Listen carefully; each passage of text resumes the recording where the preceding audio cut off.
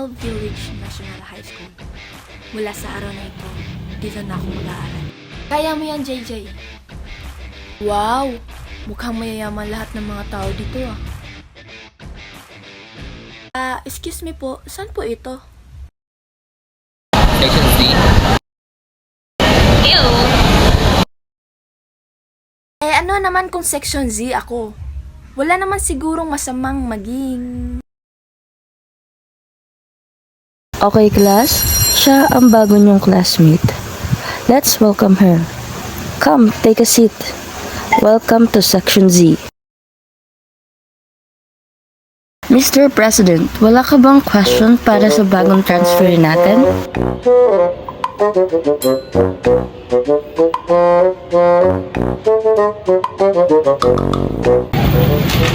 Are you still a virgin?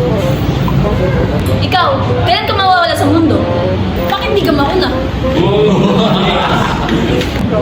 Because I'm the one who gonna make you disappear from this world.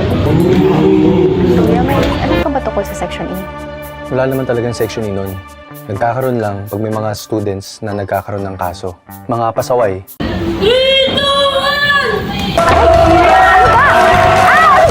Bakit po walang babae sa Section E?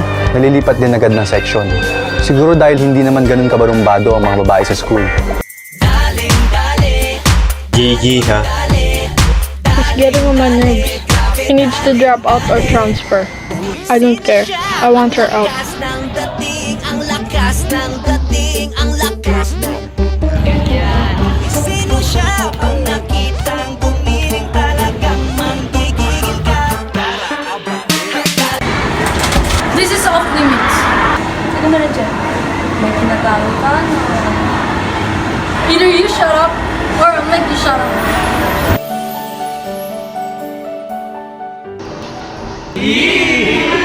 Look like husband and wife!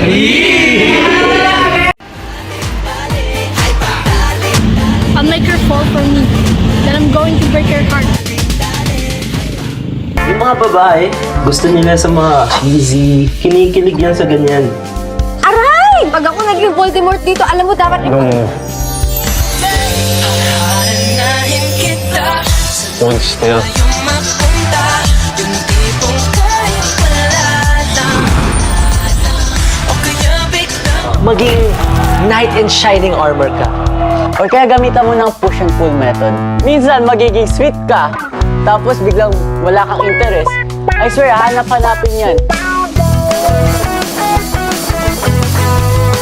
Andito na si JJ! Kainan na! JJ! Once a Section E, always a Section E. Malandi siya. di pinapansin, ingay sa tabi, magulong kapaligid.